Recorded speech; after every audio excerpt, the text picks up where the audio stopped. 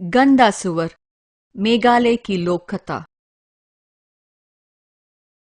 एक बार एक जंगल में एक शेर ने शिकार करने के बाद खूब जी बरखे खाया।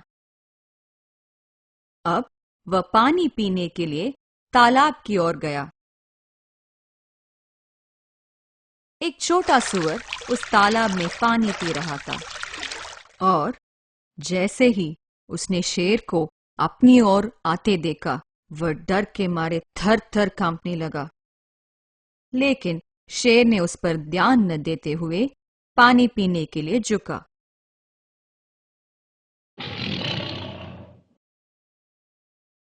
छी! कितनी गंदी बदबू है। मैं ये पानी नहीं पी सकता हूँ। उसने दूसरे तालाब जाने का निश्चय किया। सुअर ने सोचा कि शेर उससे डरकर बिना पानी पिए वापस जा रहा है। अचानक अपने आप को हाथी जितना ताकतवर समझने वाले सुअर ने शेर को लड़ाई के लिए ललकारा। अरे अभागे शेर, क्या तुम में मुझसे लड़ने की हिम्मत है?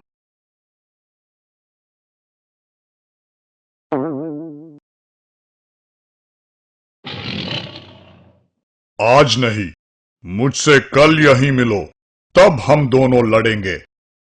ठीक है, मैं तैयार हूँ।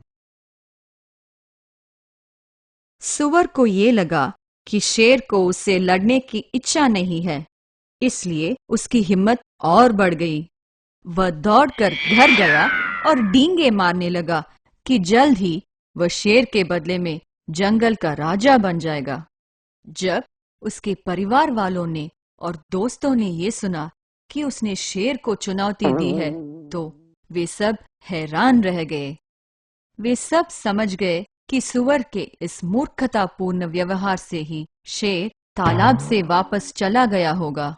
सुअर को जल्द ही इस बात का एहसास हुआ कि उसने बहुत बड़ी गलती की है और वह बहुत डर गया। उसे दुखी देखकर उसके बूढ़े दादा ने उसको बचाने के लिए तुरंत एक योजना बनाई। चिंता मत करो बच्चे, मैं जैसा कहता हूं वैसा ही करो।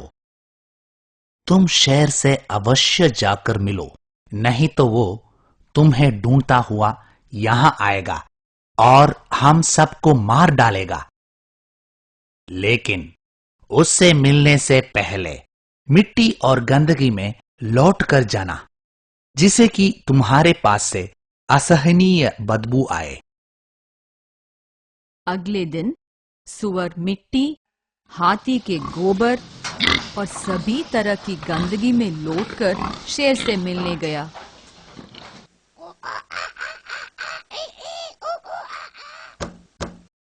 शेर बड़ी बेचैनी से उसका इंतजार कर रहा था, लेकिन जैसे ही सुअर उसके पास आया, वह पीछे हट गया।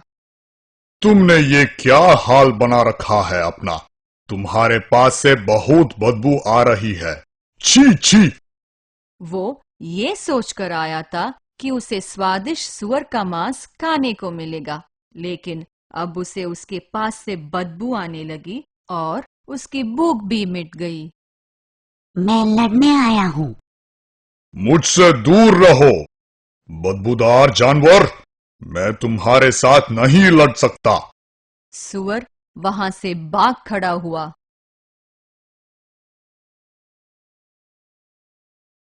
धन्य हो भगवान का, मैं बच गया।